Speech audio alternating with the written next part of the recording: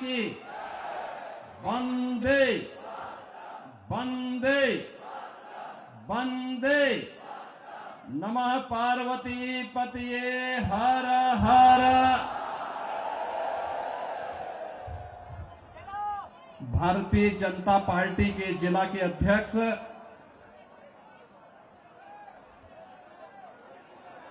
श्री राम सिया शरण जी,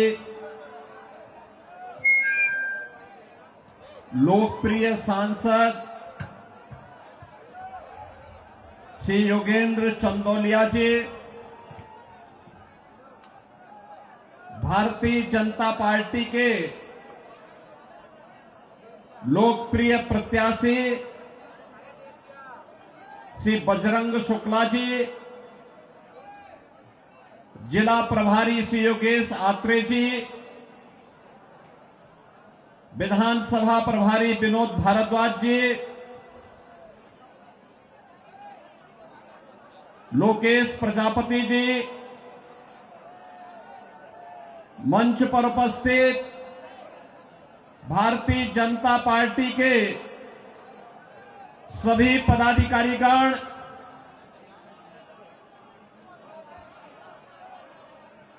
किरोड़ी विधानसभा क्षेत्र से जुड़े हुए सभी उपस्थित मेरे बहनों और भाइयों,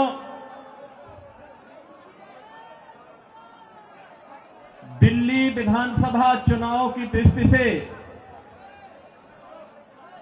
आज मुझे आप सबके बीच में आने का अवसर प्राप्त हुआ है। बहनों और भाइयों, मैं जब दिल्ली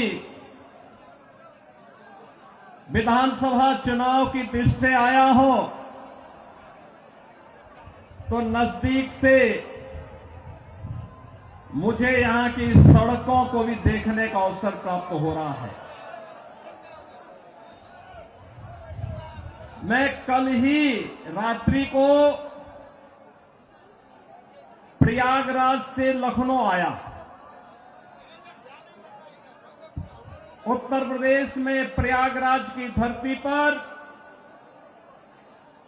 इस सदी का पहला महाकुंभ का आयोजन पूरी भव्यता के साथ हो रहा है।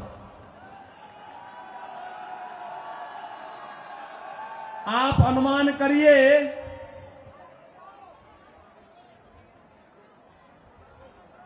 तेरह जनवरी से पौष पूर्णिमा से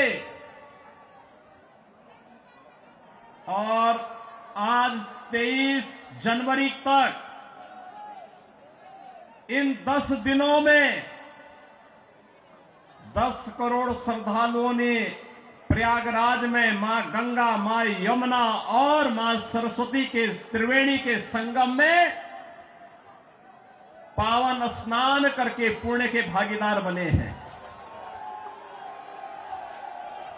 आप प्रयागराज में जाएंगे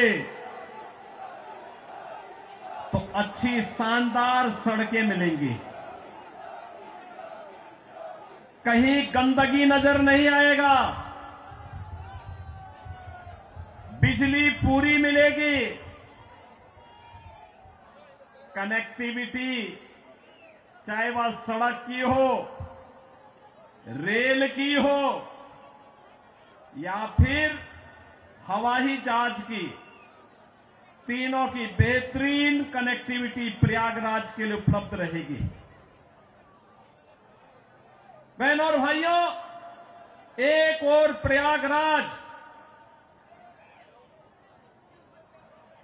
मां गंगा के तट पर लगने वाला इस सदी का सबसे बड़ा महाकुंभ, प्रधानमंत्री मोदी जी के विजन के अनुरूप देश और दुनिया से आने वाले श्रद्धालुओं को न केवल आकर्षित कर रहा है बल्कि पुण्य का भागीदार भी बना रहा है। नमामि गंगे परियोजना के बाद मां गंगा की अविरल और निर्मल धारा का दर्शन देश और दुनिया कर रहा है, संगम में स्नान कर रहा है। कल आपने देखा होगा उत्तर प्रदेश सरकार के मेरे सभी मंत्रीगण, 54 मंत्री मेरे साथ प्रयागराज के संगम में एक साथ डुबकी लगाए हैं। एक साथ डुबकी लगाए हैं, पुण्य के भागीदार बने हैं। हम सब सौभाग्यशाली हैं कि देश और दुनिया से आने वाले श्रद्धालुओं की सेवा करने का इस महाकुंभ के बहाने हमें अवसर मिला और उत्तर प्रदेश को नजदीक से देखने का अवसर इन सभी पूज्य संतों को, श्रद्धालुओं को प्राप्त हो रहा है। बहनों और भाइयों, अगर एक मुख्यमंत्री के रूप में मैं और मेरे मंत्रीगण प्रयागराज के संगम में स्नान कर सकते हैं, तो मैं पूछना चाहता हूं, दिल्ली में आम आदमी पार्टी के अध्यक्ष से अरविंद केजरीवाल जी से मैं पूछना चाहता हूं, क्या यमुना जी में वह भी अपने मंत्रियों के साथ जाकर के स्नान कर सकते हैं क्या?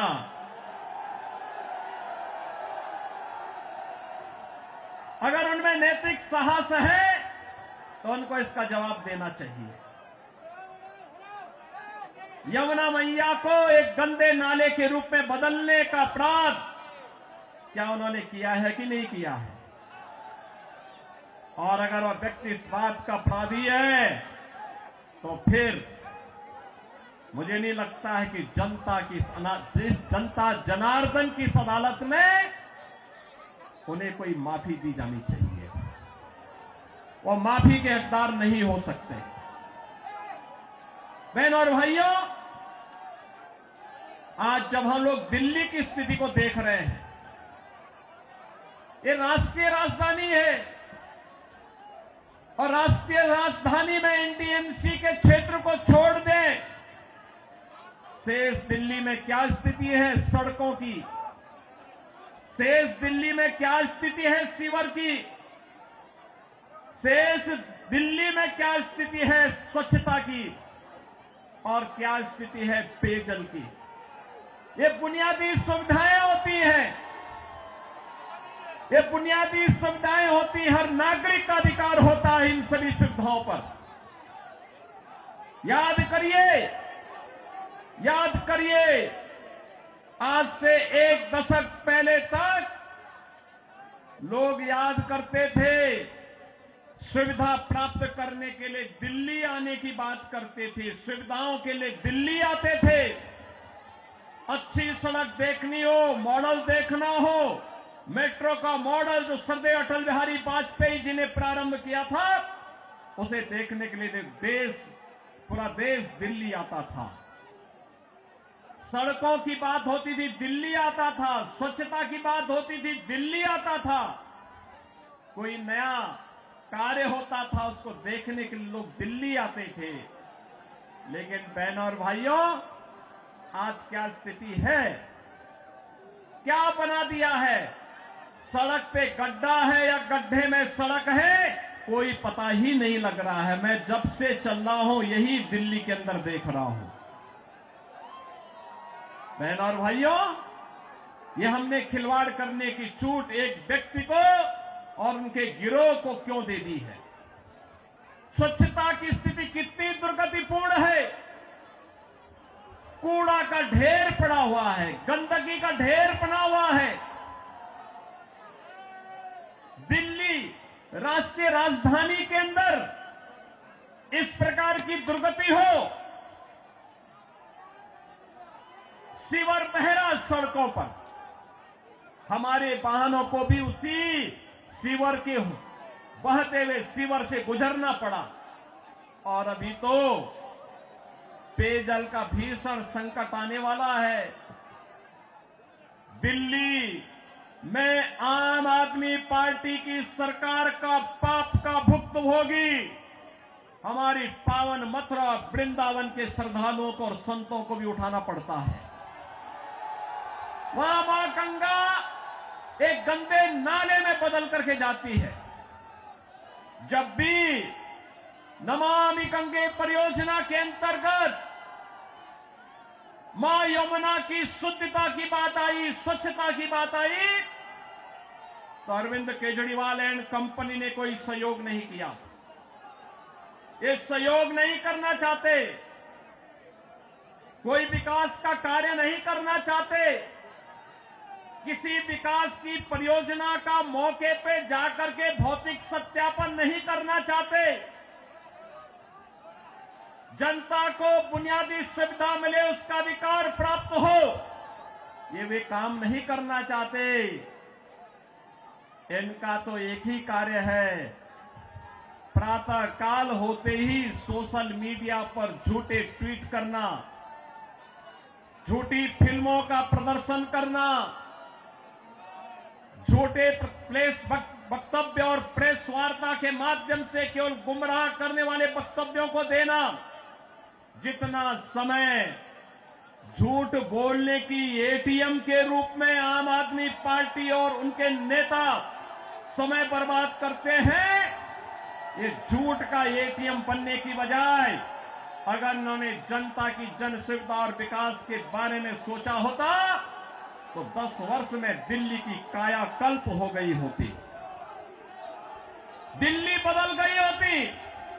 लेकिन बहन और भाइयों, दिल्ली बदलने की नहीं, इन लोगों ने दिल्ली को तो एक कूड़ा घर बना दिया है, दिल्ली को अव्यवस्था का एक अड्डा बना दिया है। आजकल मैं सुन रहा हूं अपने भाषणों में से अरविंद केजरीवाल जी बार बार उत्तर प्रदेश की चर्चा कर रहे हैं, लेकिन उनको भूलना नहीं चाहिए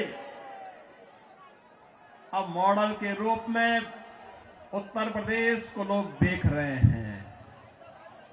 मैं पूछना चाहता हूं, दिल्ली के अंदर भी ओखला औद्योगिक क्षेत्र है और पिछले 10 वर्ष में उद्योग ना के बराबर लगे हैं, कोई सुविधा नहीं, कोई सुविधा नहीं। आम आदमी पार्टी ने एक सुनियोजित साजिश के अंतर्गत ओखला दिल्ली के अंदर उद्योग तो नहीं लगने दिए, कोई रुचि भी नहीं ली, लेकिन इसमें बांग्लादेशी घुसपैठियों को, रोहिंग्या को जरूर बसाने का काम किया है। आम आदमी पार्टी के नेताओं के घर में आधार बनाने की मशीन के माध्यम से आधार बांटे जाते हैं इन बांग्लादेशी घुसपैठियों को, और दूसरी तरफ उत्तर प्रदेश में न्यू ओखला के रूप में नोएडा की तस्वीर भी आप सबके सामने है। आज आप जाइए दिल्ली की सड़कों को और नोएडा की सड़कों को जाकर के देखो, जमीन आसमान का अंतर नजर आएगा। दिल्ली की सड़कों को और गाजियाबाद की सड़कों को जाकर के देखो, जमीन आसमान का अंतर नजर आएगा।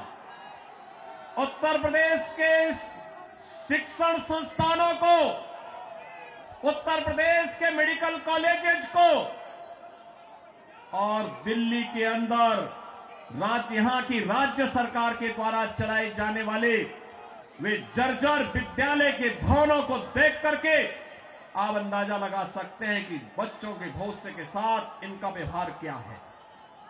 बहनों और भाइयों, एक सुनियोजित साजिश के तहत दिल्ली की जनता को तो इन्होंने जन सुविधाओं से वंचित रखा ही, साथ साथ राष्ट्रीय सुरक्षा के साथ खिलवाड़ भी इन्होंने उन अपने शरारत भरी कृत्यों से किया है। आपने देखा होगा 2020 में दिल्ली के अंदर किस तरीके से दंगे करवाए गए और आम आदमी पार्टी के पार्षद और उनके विधायकों की संलिप्तता इस पूरे षड्यंत्र में सामने आई थी। ये लगातार राष्ट्रीय सुरक्षा के साथ खिलवाड़ कर रहे हैं। स्वाभाविक रूप से जो अपने गुरु सरदे अन्ना हजारे को धोखा दे सकता हो, वह व्यक्ति जनता को भी धोखा देने में माहिर होगा। देश को भी धोखा दे रहे हैं, जनता जनार्दन को भी धोखा दे रहे हैं। लगातार अपने वक्तव्यों के माध्यम से ऐसे वक्तव्य जारी कर रहे हैं जिसमें अब मैं विश्वास के साथ कह सकता हूं कि दिल्ली की जनता आने वाली नहीं है और मैं यही अनुरोध करने के लिए आया हूं। बहनों और भाइयों, मैं आपको एक बात और कहना चाहता हूं। मैं आपसे एक बात और कहना चाहता हूं। जो यहां पर आम आदमी पार्टी की सरकार और आम आदमी पार्टी जो लगातार कह रही है, ये लगातार एक बात को कह रही है कि इन्होंने यहां पर बिजली दी है। बहनों और भाइयों, एनडीएमसी का क्षेत्र जहां बिजली मिलती है 24 घंटे, वह गृह मंत्रालय और शहरी विकास मंत्रालय भारत सरकार के अंतर्गत आता है। शेष दिल्ली में पावर कट देश के किसी भी बड़े महानगर से, किसी भी नगर से ज्यादा पावर कट है। मैं कह सकता हूं उत्तर प्रदेश की आबादी 25 करोड़ की है। हर जिला मुख्यालय को 24 घंटे की बिजली आज के दिन पर हम दे रहे हैं और बिजली का पर यूनिट दाम उत्तर प्रदेश में एक सामान्य उपभोक्ता के लिए अगर है तो यह 3 से 3.5 रुपए है, इससे ज्यादा नहीं है। दिल्ली में यही 9 से लेके 10 रुपया है, यानी उत्तर प्रदेश से 3 गुना पैसा लेते हैं, लेकिन 24 घंटे बिजली यहां पर नहीं दे पा रहे हैं। बहनों और भाइयों, मैं केवल आपसे एक बात कहना चाहता हूं। जो लोग आपके साथ खिलवाड़ कर रहे हो, आपको जन सुविधाओं से वंचित कर रहे हो, दिल्ली की पूरी तस्वीर को बदसूरत कर रहे हो, राष्ट्रीय सुरक्षा के साथ खिलवाड़ कर रहे हो, ऐसे लोगों को सत्ता में दोबारा आने का कोई अधिकार नहीं होना चाहिए, कोई अधिकार नहीं होना चाहिए। आज आपके सामने भारतीय जनता पार्टी की डबल इंजन की सरकारें आपके पास काम करती हुई अगल बगल के राज्यों में नजर आ रही है।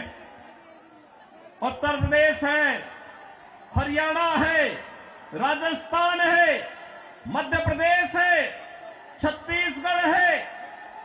इन सभी राज्यों में जाकर के देखो। मैं कल एक न्यूज पढ़ रहा था कि पंजाब की कुछ बहनें आम आदमी पार्टी के कार्यालय का घेराव की है, श्री अरविंद केजरीवाल के घर का घेराव की हैं और ये इस बात को लेके कही हैं कि जो वायदा किया था इन्होंने पंजाब में सरकार बनाने के पहले कि 1000 रुपया हर महिला को देंगे, ये दिया ही नहीं और वे महिलाएं इसलिए घेराव करने के लिए आई थी। इन्होंने यहां पे दिल्ली में भी घोषणा की कि मुल्ला और मौलवी को यहां पर पहले से ही ये लोग वेतन देते थे। आज दिल्ली की आर्थिक स्थिति इतनी बदहाल कर चुके हैं कि उनको भी कई महीनों का नहीं मिला और जब वहां से हो हल्ला शुरू हुआ तो इन्होंने उसको डाइल्यूट करने के लिए कहा कि हम पुजारियों को भी देंगे। बहनों और भाइयों, मैं पूछना चाहता हूं अरविंद केजरीवाल जी से और उनकी पूरी टीम से, क्या किसी मंदिर के सुंदरीकरण की कार्य योजना को उन्होंने कभी आगे बढ़ाया? कभी बढ़ाया? मॉडल देखना हो तो आइए काशी में काशी विश्वनाथ धाम को देखिए। मॉडल देखना हो अयोध्या में श्री राम जन्मभूमि पर भगवान राम के भव्य मंदिर के मॉडल को देखो। मॉडल देखना हो तो प्रयागराज में आइए। प्रयागराज में महाकुंभ के आयोजन स्थल को देखो। आस्था का सम्मान ऐसे होता है। 1000 से अधिक ऐसे विरासत से जुड़े हुए धार्मिक और आध्यात्मिक स्थलों के पुनरुद्धार और सुंदरीकरण का कार्य के लिए उत्तर प्रदेश के अंदर चल रहा है या पूरा हो चुका है। बहनों और भाइयों, यहां पर आम आदमी पार्टी आपकी भावनाओं के साथ खिलवाड़ कर रही है, लेकिन वे भत्ता देने की बात और मानदेय देने की बात करते समय भूल गए कि उन्होंने बौद्ध मठों से जुड़े हुए भंतों को छोड़ दिया है। बनते भी पाए इसकी उनको चिंता नहीं। भगवान वाल्मीकि के समय से वाल्मीकि समुदाय से जुड़े हुए तमाम हमारे संत वाल्मीकि मंदिरों में पूजा अर्चना करते हैं, उनको उन्होंने भुला दिया, उनके एजेंडे में कहीं नहीं। आम आदमी पार्टी के एजेंडे में रविदासी मंदिरों के पुजारी नहीं है। यानी आज भी इनकी तुष्टीकरण की जो पॉलिसी चली आ रही है, बांटो और राज करो की पॉलिसी चली आ रही है, वह अभी भी मानदेय और सरकारी पैसे से उस मानदेय या भत्ता देने में भी उसमें ये लोग परहेज नहीं कर पा रहे हैं। और इसीलिए तो मैं आप सबसे कहना चाहूंगा कि बहनों और भाइयों, आज प्रधानमंत्री मोदी जी के नेतृत्व में हम एक नए भारत का दर्शन कर रहे हैं। एक नया भारत। अगर हमें काशी में काशी विश्वनाथ का दर्शन कराता है तो उत्तराखंड में केदारपुरी में भगवान केदारेश्वर का भी भव्य मंदिर का पुनरुद्धार का कार्य वहां चल रहा है। मध्य प्रदेश में महाकाल का महालोक है तो उत्तर प्रदेश के विंध्यवासिनी में मां विंध्यवासिनी का धाम भी एक नए कॉरिडोर के रूप में विकसित हुआ है। अयोध्या में 500 वर्षों के बाद फिर से रामलला विराजमान हो गए हैं। और इस अवसर पर मैं आप सबसे अपील करना चाहूंगा, यह समय है, जैसे उत्तर प्रदेश डबल इंजन सरकार का लाभ प्राप्त कर रहा है, एक साथ एक स्वर में सभी सरकारें मिल करके विकास को ध्यान में रख करके, युवाओं के भविष्य को ध्यान में रख करके, अन्नदाता किसानों के भविष्य को ध्यान में रख करके, बहन और बेटियों की सुरक्षा को ध्यान में रख करके, व्यापारियों की सुरक्षा को ध्यान में रख करके अपना कार्य कर रही है। ऐसे ही दिल्ली के अंदर भी भारतीय जनता पार्टी नेतृत्व की डबल इंजन सरकार आनी चाहिए और डबल इंजन सरकार की शुरुआत आपने कर ली है। आपने कर ली है। याद करिए, जब से अरविंद केजरीवाल और उनके मंत्रियों को भ्रष्टाचार के मामले में जेल में बंद किया गया था, जेल से जमानत पे छूटने के बाद इन्होंने कहा था कि जनता जनार्दन फैसला करेगी। अरे जनता जनार्दन ने तो लोकसभा चुनाव में फैसला कर दिया है। दिल्ली में 100% रिजल्ट प्रधानमंत्री मोदी जी के साथ रहा। चंदौलिया जी को आपने यहां से अपना सांसद चुन करके भेजा है, देश की संसद में भेजा है। तो जनता जनार्दन तो अपना फैसला कर ही चुकी है। और इस विधानसभा चुनाव में भी जनता जनार्दन फैसला करने को पूरी तत्परता के साथ खड़ी है। और इसी में मैं आपसे अपील करने के लिए आया हूं कि बहनों और भाइयों, इस किराड़ी विधानसभा क्षेत्र से भारतीय जनता पार्टी ने अपने कर्मठ कार्यकर्ता को, जिनका एक ही ध्येय है और वह है कि इस किराड़ी विधानसभा क्षेत्र को एक विकसित विधानसभा क्षेत्र के रूप में विकसित करना। यहां के लोकप्रिय सांसद श्री चंदौलिया जी के साथ मिलकर के अच्छी सड़कें देना, सीवर लाइन बिछाना, पेयजल की पुख्ता व्यवस्था करना, स्ट्रीट लाइट को दुरुस्त करना, साफ सफाई और स्वच्छता के मानक पर एक आदर्श विधानसभा के रूप में विकसित होना, बहन और बेटियों को सुरक्षा प्रदान करना, युवाओं के लिए रोजगार के अवसर उपलब्ध करवाना, उत्तम शिक्षा के, उत्तम स्वास्थ्य के केंद्र को बेहतरीन तरीके से, मॉडल तरीके से संचालित करने का कार्य। और इसको करने के लिए यहां पर राम भक्त बजरंग बली के रूप में बजरंग शुक्ला आपके बीच में उपस्थित हैं, भारतीय जनता पार्टी के प्रत्याशी के रूप में।